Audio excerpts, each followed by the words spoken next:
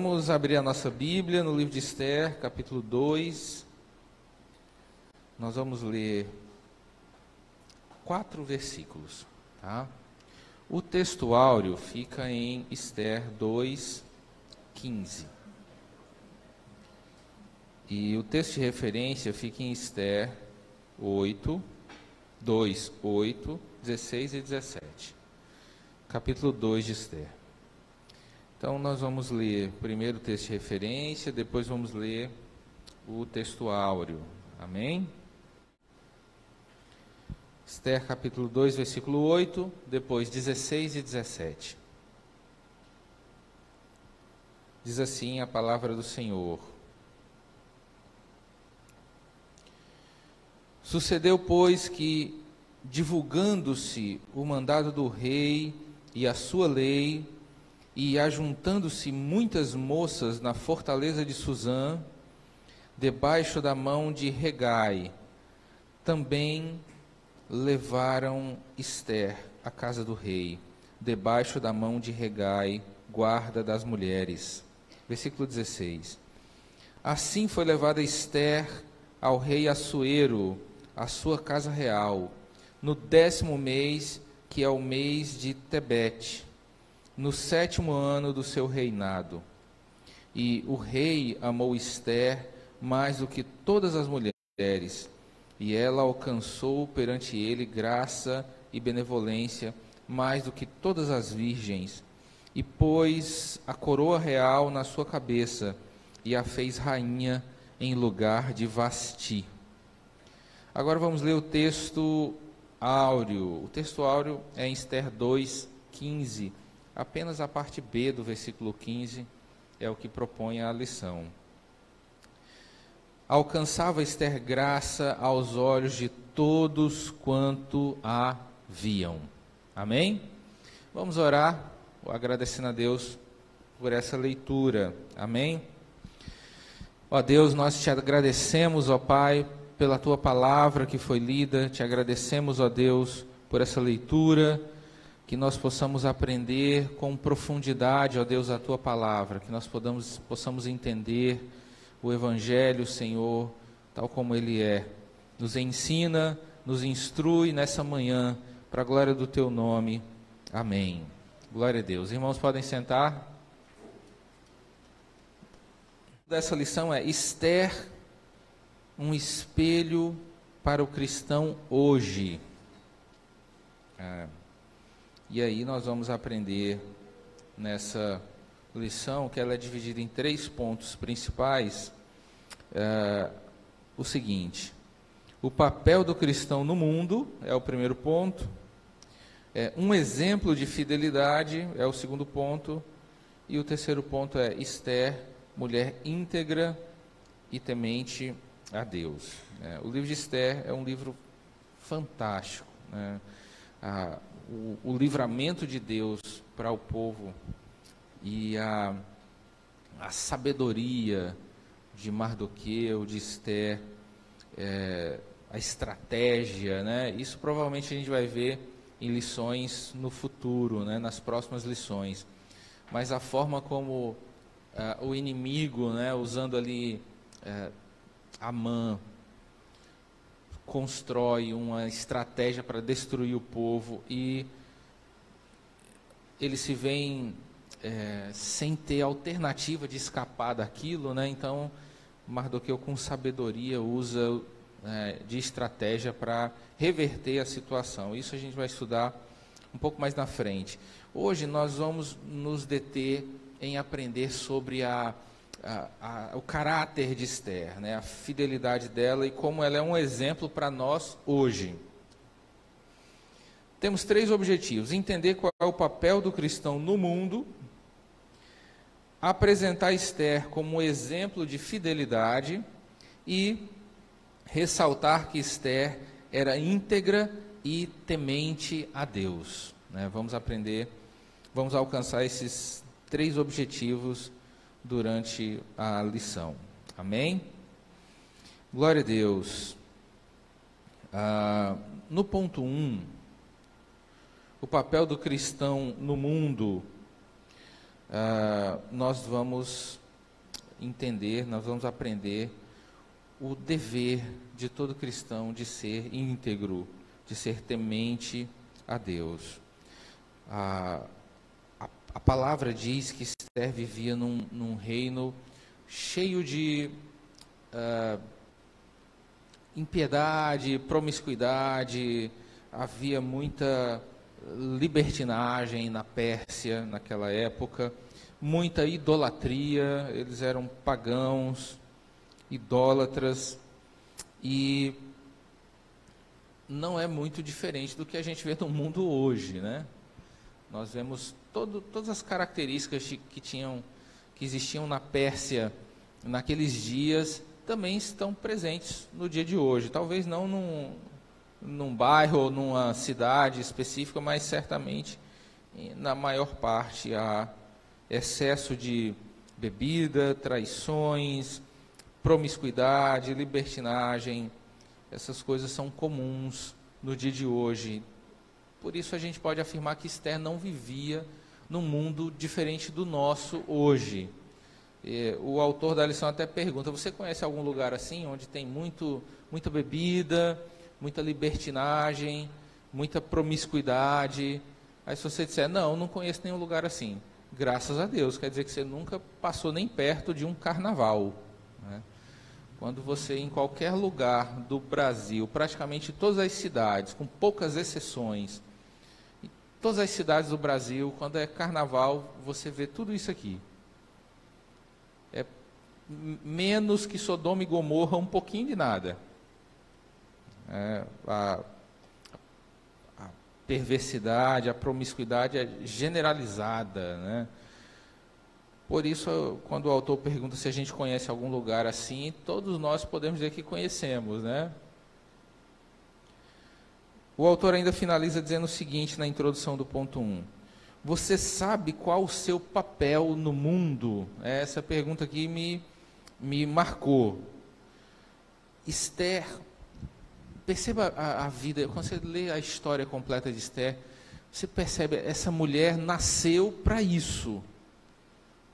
O propósito da existência dela era libertar o povo de Deus no momento da angústia, né? Ser o instrumento de Deus para livrar o povo da morte.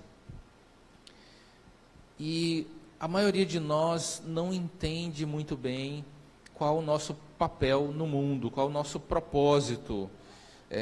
Eu digo propósito específico. Propósito geral, a gente até, de certa forma, entende. Eu já falei aqui algumas vezes, em algumas pregações, né, que o homem foi criado para adorar a Deus. Esse é o propósito maior.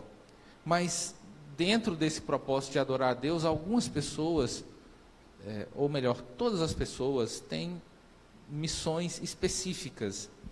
E a maioria de nós não sabe que missão é essa, né?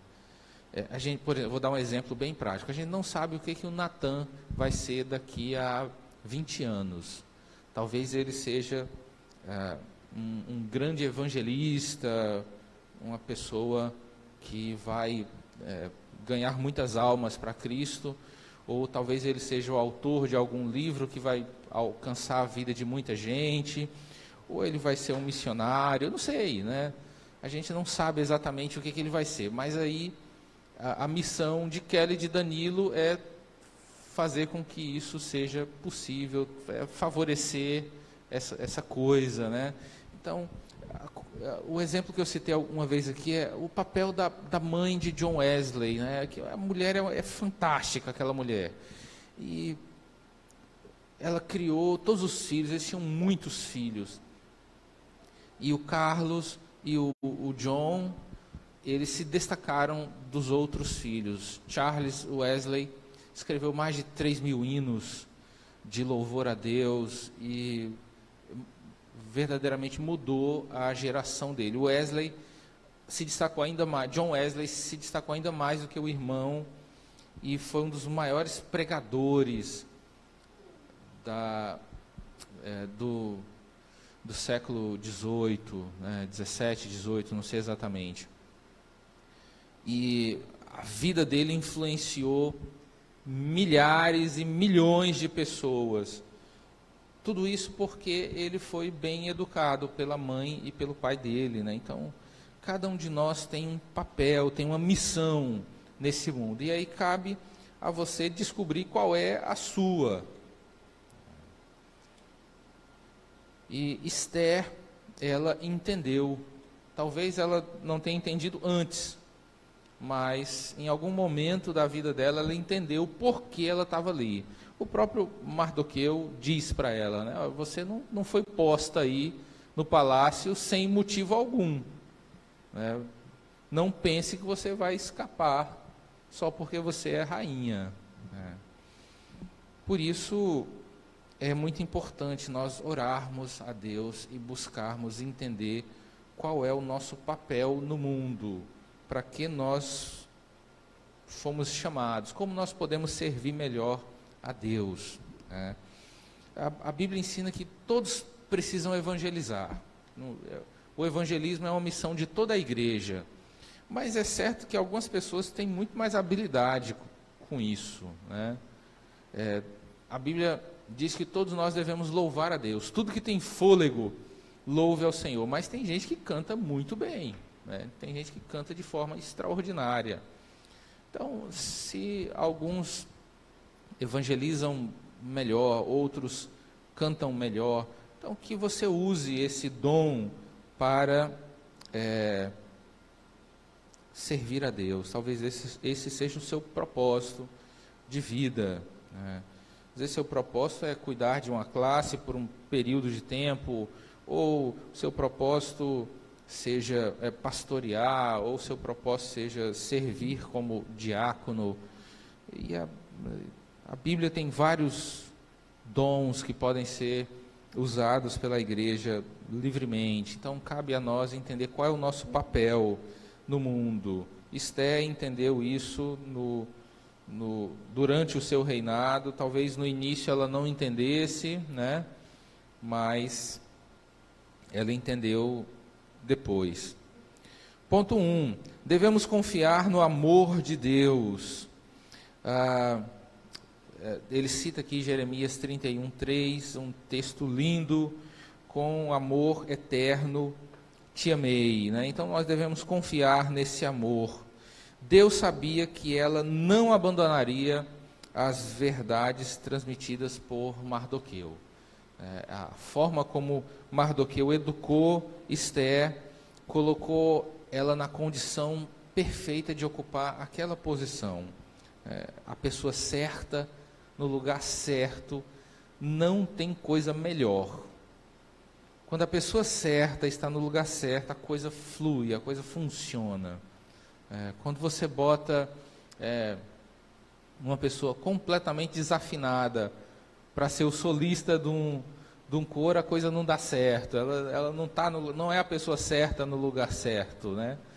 É a pessoa errada no lugar certo. Ou quando você coloca um excelente pedreiro para fazer bordado, não é a pessoa certa no lugar certo, né? Por isso, a rainha Esther foi preparada pelo seu pai adotivo, que era na verdade seu primo, a ser uma mulher íntegra, uma mulher honrada. E isso fez a diferença, porque apesar de acreditar que Esther era muito bonita, é óbvio que havia muitas outras mulheres igualmente bonitas como ela na Pérsia. Né? Então não foi só a beleza que fez com que ela fosse escolhida, mas o seu comportamento, a sua postura, a postura de uma rainha. Né? Não adiantava ela ser uma mulher muito bonita, mas ser vulgar. Isso não a classificaria para ser a rainha da Pérsia. Temos observado que nos dias atuais, muitos cristãos estão abandonando as suas verdades, as verdades eternas do Evangelho, né? As suas convicções. Isso é outra coisa que é muito séria, é terrível isso aqui. A pessoa às vezes cresce no Evangelho, vem para a escola dominical desde da classe das pedrinhas preciosas, os pais também são crentes, caminham ali para a igreja, e aí o jovem cresce, quando vira adolescente, já começa a dar sinais de rebeldia, depois entra numa faculdade e se desvia, vira marxista, feminista, comunista, taxista, eletricista. Não, taxista e eletricista é coisa boa, as outras não são não. Mas falta de convicção, né? Falta de convicção, falta de firmeza no Evangelho, né? Firmeza na rocha que é Cristo. Cada cristão precisa estar alicerçado em verdades consistentes, e essas verdades consistentes estão na palavra de Deus. Ponto 1.2. Um exemplo para os cristãos de hoje. Ponto 1.2 fala sobre como Esther é um espelho para nós hoje. Isso é algo que eu acho extraordinário. Como é que uma pessoa que viveu há uns 2.300 anos atrás ainda consegue influenciar pessoas? Isso é meu sonho de vida. Minha realização seria, mesmo depois de morrer, de alguma forma ainda estar influenciando as pessoas com a minha vida, né? Esther, mesmo depois de ter morrido tantos anos, séculos, a vida dela ainda influencia as pessoas. A vida dela ainda nos influencia. Eu sei que isso não é possível com todo mundo, não tem condições, mas o que você está fazendo para que você, pelo menos, tente ser como Esther era, né? Então, a maioria de nós tem feito muito pouco, né? É preciso que haja cristãos que façam a diferença em todos os segmentos da nossa sociedade. Eu destaquei esse ponto porque nós, hoje, né, os crentes são praticamente 1 a cada 3 pessoas. Hoje nós já passamos de 30% da população, segundo não são os dados atuais do IBGE, mas é uma estimativa. Os dados do IBGE são de 2010. Em 2010, a gente já tinha quase 25% da população. Tinha 22 e alguma coisa. Então, já éramos quase 1/4 da população. Já passaram-se 11 anos. E a estimativa, os cálculos dizem que hoje nós somos quase 1/3 da população. A cada 3 pessoas, 1 é crente. E isso me causa 2 sentimentos. Um sentimento é de alegria, porque o Evangelho está sendo anunciado e espalhado.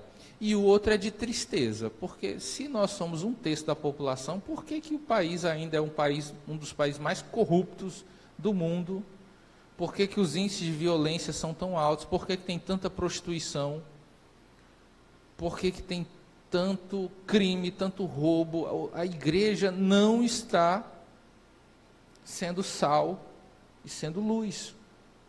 Como é que a gente é 1/3 da população e os presídios estão abarrotados de gente? Como é que nós somos 1/3 da população e poucos políticos são honestos? Somos nós que elegemos eles. Somos 1/3 da população e não estamos mudando o país. Nem o estado, nem a cidade, nem o bairro, nem a sua rua está sendo mudada. Então precisamos fazer a diferença em todos os segmentos da sociedade. Você é advogado, então você tem que ser um advogado crente. Você é um engenheiro, você tem que ser um engenheiro crente. Quando você é engenheiro, você está lá na obra, as pessoas têm que ver você como uma luz, como um farol. É fácil você ser crente aqui na igreja. Se você é um enfermeiro, uma enfermeira, você tem que ser uma enfermeira crente. Que você seja luz no hospital. Né? Se você é um pedreiro, você tem que ser um pedreiro crente. Quando passa uma moça na frente da obra, todos os pedreiros podem assoviar, mas você que é crente, não. Dá exemplo. Você é um motorista de Uber, você tem que ser um motorista de Uber crente. Em toda a sociedade a gente precisa dar exemplo, ser diferente. E aí tem gente que torce o nariz quando se fala de crente na política. Tem que ter crente na política sim, senão vira uma bagunça lá. Os que tem não estão dando jeito, imagina se tirar os que têm. Toda parcela da sociedade precisa de representatividade no Congresso.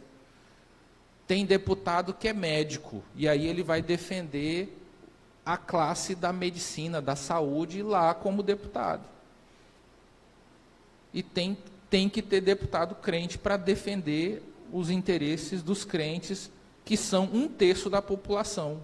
E se é 1/3 da população, precisa de representatividade no Congresso também. Então, os crentes têm que estar em todos os lugares, porque eles são uma amostra da sociedade. Não faz nenhum sentido a gente ter, segundo os dados do IBGE, 50 milhões de crentes e não ter um político. É ridículo um negócio desse. É estúpido. É ignorância um negócio desse. Nós precisamos sim de crentes em todas as esferas da sociedade. Mardoqueu era funcionário público. Ele trabalhava no palácio. Ele identificou uma tentativa de matar o rei, porque ele estava lá no palácio. Ele era um homem público.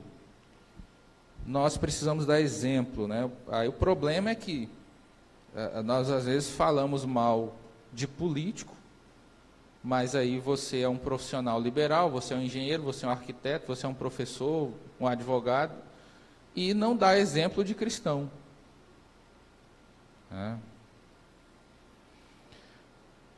Precisamos de uma vida exemplar. Ponto 1.3. Uma fé inabalável. Esse ponto ele fala sobre jejum e oração, basicamente, né?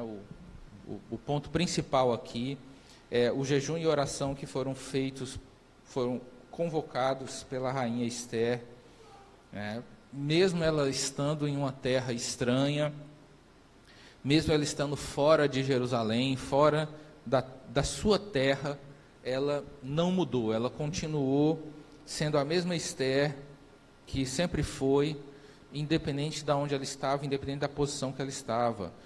Por isso, ela proclama aquele jejum, né? Ela convoca todo o povo de Suzã a jejuar por ela, para que ela entrasse na presença do rei. Às vezes não fica claro isso, mas por que ela tinha tanta preocupação assim? A lei da Pérsia era muito rígida. Ninguém poderia entrar na presença do rei sem ser convocado para uma audiência. Só os seus ministros eram as únicas pessoas que poderiam comparecer diante do rei sem ser convocado. E nem a rainha. E se alguém aparecesse diante do rei, o rei poderia permitir que aquela pessoa continuasse, ou se ele não levantasse o cetro apontando para a pessoa seria executada. E aí ela convoca um jejum para tomar essa atitude de comparecer na presença do rei e iniciar o plano para reverter aquela situação que levaria o povo de Deus a ser exterminado na Pérsia.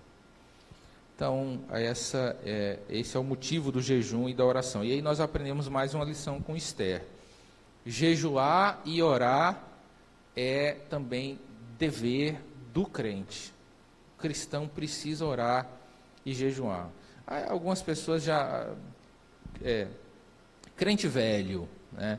Não é velho crente. O velho crente é uma bênção, né? A idade dele não quer dizer absolutamente nada no que diz respeito a servir a Deus. Ele é crente, independente da idade. O velho crente é uma bênção, mas o crente velho é triste, sabe? Eu já vi uns crentes velhos me dizer assim: não, rapaz, esse negócio de jejuar, Deus não ganha nada você passando fome, não. Isso é besteira. Orar, subir no monte, não, Deus não precisa dessas coisas, não. Realmente Deus não precisa. Se eu jejum ou não, isso não vai mudar nada em Deus. Muda em mim. Se Jesus, que é Deus, jejuou, por que você não vai jejuar? A única pessoa que não precisava jejuar nesse mundo era Jesus. Ele não precisava jejuar. Para quê? Ele não precisava jejuar e jejuou. E por que você não jejua nunca? Então, Esther nos dá esse exemplo de jejum e oração também, né? Ponto 2. Um exemplo de fidelidade. Aqui o autor cita um pouco os textos de Paulo, né? A carta a Timóteo, quando Paulo diz: ser exemplo dos fiéis, né? Esther foi um exemplo para os judeus na sua época e continua sendo um exemplo para nós ainda hoje, né? Então, nós precisamos seguir esse exemplo de Esther e essa orientação do apóstolo Paulo. Ser o exemplo dos fiéis, né? Isso revela dois níveis aí de dedicação a Deus. O apóstolo Paulo, quando ele dá essa recomendação para Timóteo, ele não diz: seja o exemplo do mundo. Esse exemplo no mundo deveria ser fácil, né? O problema é que hoje tem gente do mundo mais prudente, mais honesto, mais correto do que os crentes. Aí isso é vergonhoso. Mas Paulo não manda Timóteo ser exemplo do mundo. Ele diz: manda ser exemplo dos fiéis. Ou seja, as pessoas já são fiéis. Ele está falando: a igreja já é fiel. E entre os fiéis, eu quero que você seja um exemplo. Olha só. Não basta só ser fiel. Ser fiel te deixa ali na média, né? Aprovado por média. Você não está fazendo nada mais do que a sua obrigação, sendo fiel.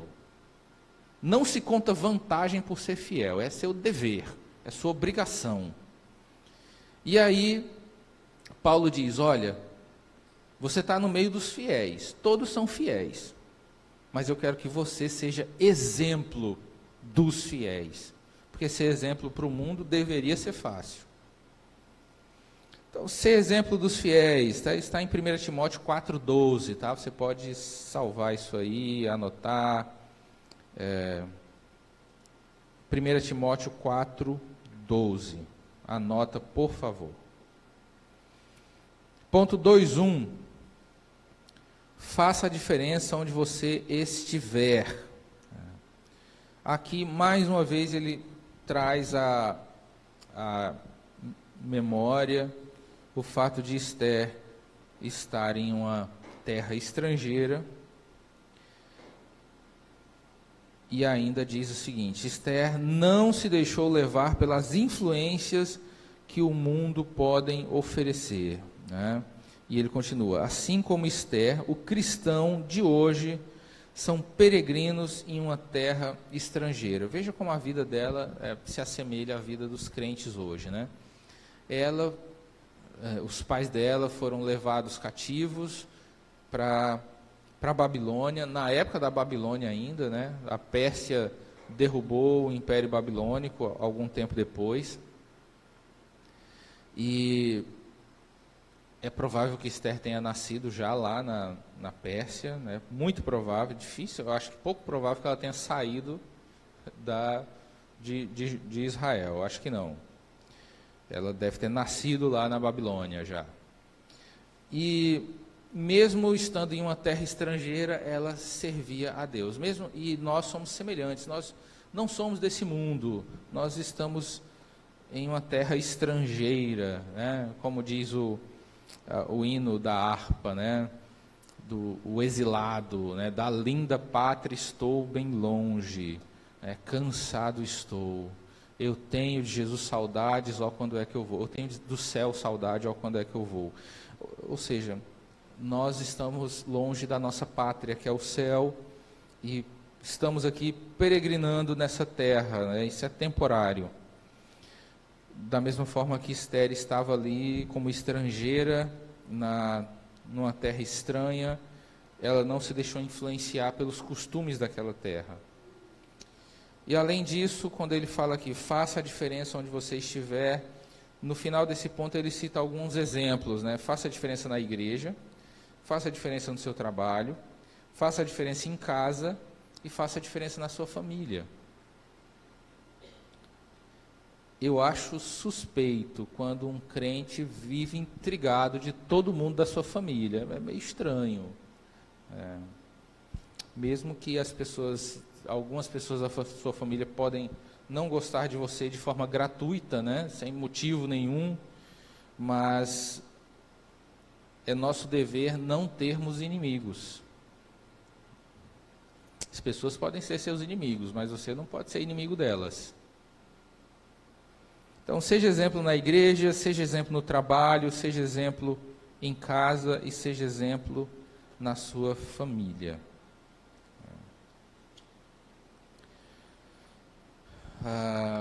No ponto 2.2, ele diz assim, as estratégias de Deus para a nossa vida. Tem algumas coisas que eu destaquei nos comentários que eu achei interessante, né? O comentarista aborda a questão da prioridade aqui. Quais são as suas prioridades? A sua prioridade está sendo a sua família? A sua prioridade está sendo o reino, a obra de Deus? Você pode ter mais de uma prioridade. Obviamente, a Bíblia diz que a nossa prioridade maior deve ser o reino de Deus. É isso que a Bíblia diz. Busque em primeiro lugar o reino de Deus. Essa é a nossa prioridade maior. Mas você pode ter várias prioridades, desde que essa seja a maior. Em segundo lugar, eu diria que a sua família deve ser prioridade. Depois do reino, a sua família deve ser prioridade. A sua vida profissional deve ser uma prioridade. Você não pode simplesmente abandonar seu emprego para viver orando. Isso até contraria a Bíblia. A Bíblia diz que o homem foi criado para trabalhar e não só para orar. Ele precisa trabalhar. Adão foi criado para cuidar do jardim, lavrar o jardim, pegar a enxada, carpinar, tirar o mato, podar as árvores do jardim para elas ficarem mais bonitas. Ele foi criado para trabalhar. É isso que o Gênesis diz, cuidar e lavrar o jardim. Por isso o trabalho também deve ser prioridade. Você precisa cuidar da sua vida espiritual, precisa cuidar da sua família, precisa cuidar do seu trabalho. Então, existem várias prioridades que precisam receber sua atenção. No ponto 2.2, que fala sobre as estratégias de Deus para a nossa vida, ele dá um exemplo muito bom aqui. Ele fala de Esther e de José. Ele compara Esther e José e mostra como a vida dos dois eram parecidas. José do Egito, tá? A Bíblia tem muitos Josés, mas ele está falando da José do Egito. Então, os dois saíram da sua terra e estavam em uma terra estrangeira, né? Os dois ocuparam posições elevadas, né, no governo do país onde eles estavam. José como primeiro-ministro e Esté como rainha. E depois que foi descoberto a trama de Amã, né, tanto Mardoqueu ganhou a autoridade, como Esther também passou a se destacar mais ali no governo, né? Antes ela era só meio que enfeite, né? A pessoa da rainha era só uma figura, né? Ela não tinha muita influência, mas depois desses acontecidos aqui, desses fatos que ocorreram aqui, ela passou a ser mais ouvida, né? Passou a ter um papel mais ativo ali no reinado. Quando Deus quer abençoar, o que importa de fato é a nossa comunhão com Ele. Eu iria até além, né? Quando Deus quer abençoar, nada importa. Ele abençoa e pronto, né? Ele é soberano. Mas é muito importante que a gente esteja alinhado com a vontade de Deus, né? Em comunhão com Ele, conectado com Ele, para que a bênção de Deus flua na nossa vida. Nós precisamos dessa comunhão para desfrutar melhor da bênção de Deus sobre a nossa vida. E aí eu digo, quando Deus quer fazer algo na vida de alguém, vocês acreditam que tem como impedir? Você acha que o diabo consegue impedir o que Deus tem para fazer na vida de alguém? Você acha que a própria pessoa consegue impedir o que Deus quer fazer na vida dela? Ninguém impede. Absolutamente ninguém pode impedir o propósito de Deus, senão Deus seria muito fraco. Seria um Deus falível, que basta alguém querer contrariá-lo que a coisa não acontece. Se Deus quer fazer uma coisa, ninguém consegue impedir. Não tem como. Se daqui a 20 anos Natan foi escolhido por Deus para ser o pastor dessa igreja, você acha que alguém vai conseguir impedir? Será que Danilo querer mandar ele para o exército vai impedir? Não, né? Não vai. Não tem como. Não tem como parar os planos de Deus. Então, se Deus chamou você para ser um missionário lá na África, pode ter certeza que é para a África que você vai. E ainda vai gostar de ir. Se Deus chamou você para ser pastor de uma igreja, sei lá, no Rio Grande do Sul, você vai para lá e não tem como não ir. Se Deus chamou você para ser o presidente dessa nação, você vai ser presidente, não tem quem impeça. Esther foi chamada para ser rainha da Pérsia, e não importa quantas Miss Pérsia tivessem concorrendo com ela naquele concurso. Não importa quantas mulheres tinham concorrendo com ela naquele concurso, e nem o quão bonita elas fossem. Não importa. Nada disso importa. Se Deus tem um propósito para a sua vida, ninguém vai impedir. Nem você. Porque, sinceramente, há uns 10 anos atrás eu fui-me embora para João Pessoa e disse, eu não quero esse negócio de ser pastor, não, eu quero é cuidar da minha vida. Porque eu caminhava para o ministério pastoral. Com 16 anos de idade eu era auxiliar, com 17 eu era diácono, com 18 eu era presbítero, com 22 eu era evangelista. Eu falei, eu tenho que ir embora, senão, daqui a pouco, vou-me embora. Aí fui-me embora para João Pessoa, vivia muito bem, cobertura de frente para o mar, carro na garagem, uma maravilha. Aí quando eu ia visitar a igreja, ia 4 vezes, ia 3, 4 vezes na igreja, o povo já começava a me dar oportunidade. Fui 3 vezes na escola dominical, na 4ª vez me chamaram para dar aula. Aí eu falei, meu Deus do céu, como é que eu fujo disso? Como é que eu corro disso? Sentava no banco, ia de camiseta, camisa polo, calça jeans, para ninguém nem me dar oportunidade, para ninguém nem saber que eu era evangelista, que eu era ministro, eu queria cultuar só. E não tem como você fugir do chamado. O chamado é maior do que você. Não tem como você fugir.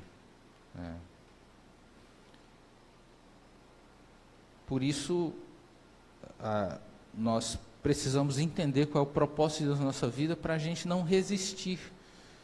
Jesus se encontra com Paulo no caminho para Damasco, joga ele no chão, deixa ele cego, e aí diz aquela frase clássica: Paulo, Paulo, duro é para você recalcitrar contra os aguilhões.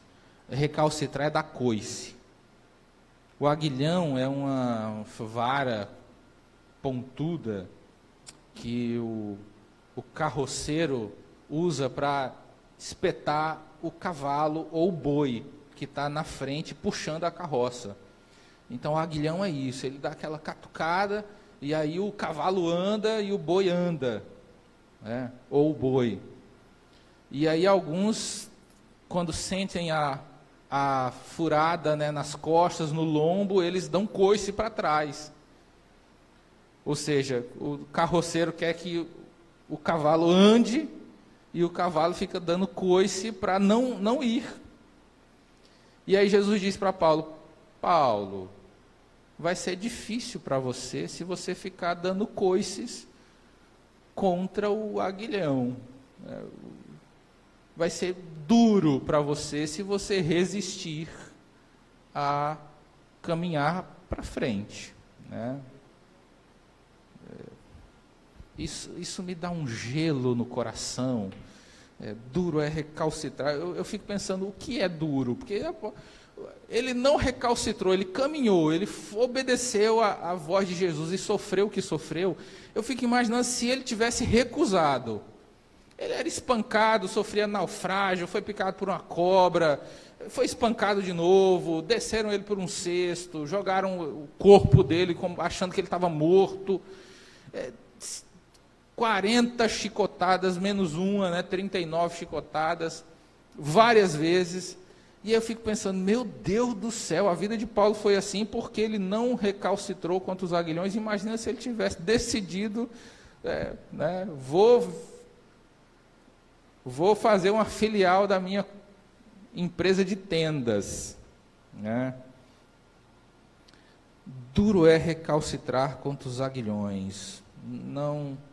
Não rejeite a vontade, o plano de Deus para a sua vida. Se o plano de Deus para a sua vida for X, não adianta querer fazer Y, não vai dar certo. Não vai dar certo. E pode até dar muito certo por um tempo, mas vai ser muito pior, que você só vai ter que caminhar mais para voltar para o lugar certo, onde deveria estar. Pastor, tem um exemplo, o pastor Kenneth Reagan, não é um bom exemplo teológico, mas ele tem umas experiências fantásticas, né? Então eu vou compartilhar um aqui com os irmãos.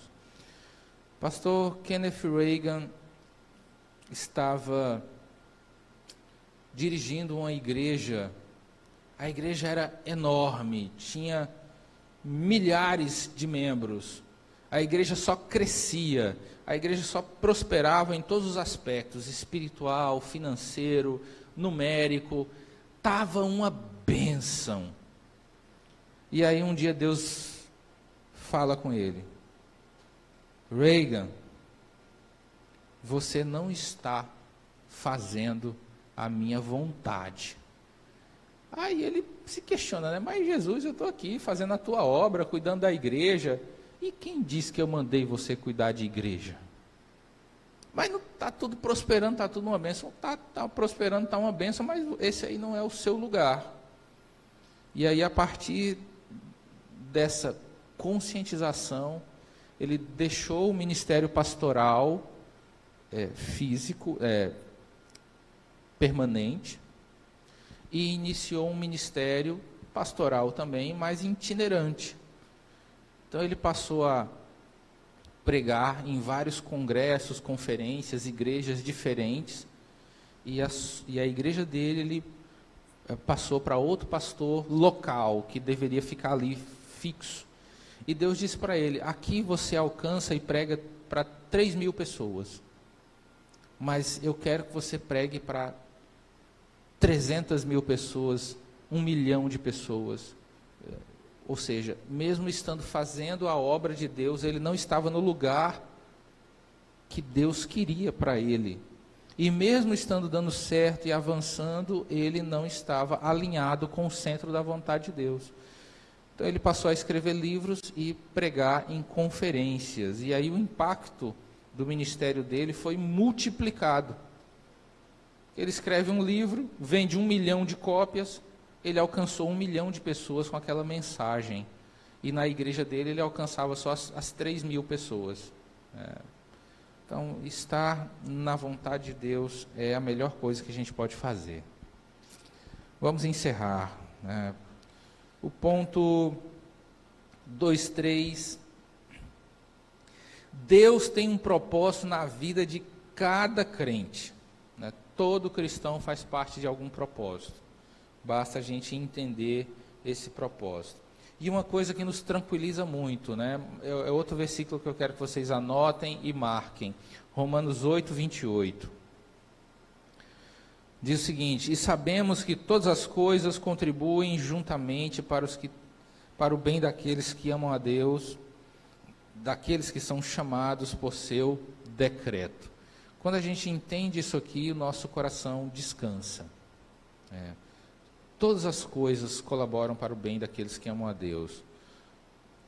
Todas as coisas. Mas e as coisas ruins? E quando alguém morre, quando alguém adoece, quando alguém bate o carro, tem prejuízo, quando perde o emprego, todas as coisas cooperam para o bem daqueles que amam a Deus. Todas as coisas. Ponto 3. Esther, mulher íntegra e temente a Deus. No ponto 3, ele dá uma definição de integridade, o que é integridade? Basicamente é retidão, imparcialidade e pureza. Essa é uma definição básica de integridade. No 3.1, a bênção do Senhor estava sobre a vida de Esther. Aqui nós vemos como a fidelidade dela resultou em bênção de Deus para a vida dela. Seja fiel. Todo mundo quer ser abençoado. Mas se as pessoas entendessem que a bênção é resultado da fidelidade, elas não pediam para ser abençoadas, elas pediam para ser fiéis. Quando você é fiel, a bênção acompanha a sua vida.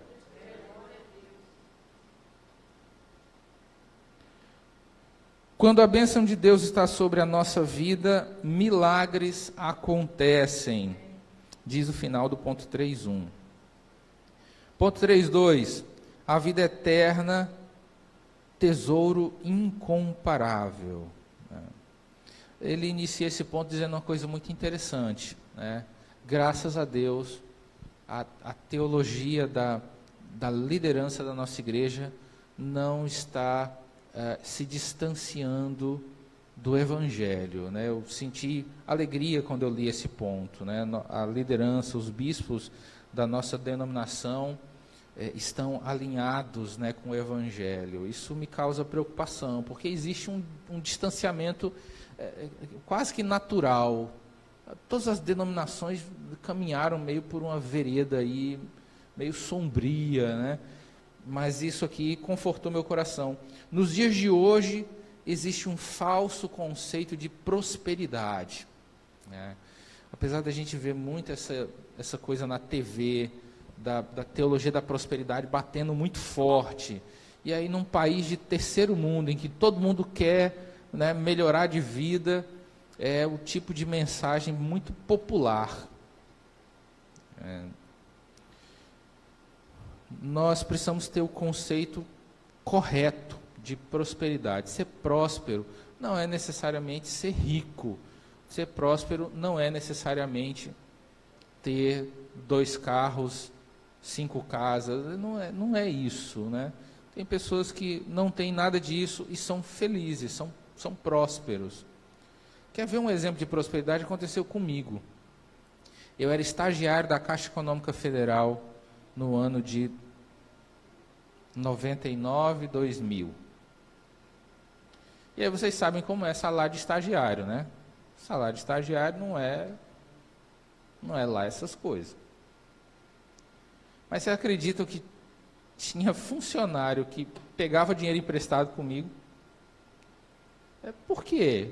Qual o sentido disso, né? Então, bênção, prosperidade, não necessariamente depende de quanto dinheiro você tem, né? Você pode ser próspero, abençoado e não ter mansões e carros de luxo. Ponto 3.3, verdadeira paz, só Jesus, né? Nesse ponto ele faz uma ligação, ele faz uma conexão entre paz e relacionamento com Deus. Estou resumindo esse ponto aqui. Quando você tem relacionamento com Deus, e até caberia uma definição mais clara de relacionamento, né? Intimidade. Quando você tem intimidade com Deus, automaticamente você tem paz. Outra coisa que a gente às vezes ora errado, né? A gente ora pedindo paz. Ah, Senhor, me dá paz. Peça a Deus relacionamento com Ele, intimidade com Ele. Quando você tem intimidade com Deus, a paz é uma consequência. Quem vive conectado com Deus, vive em paz. Amém? Glória a Deus. Boazinha essa lição, não é, gente? Vamos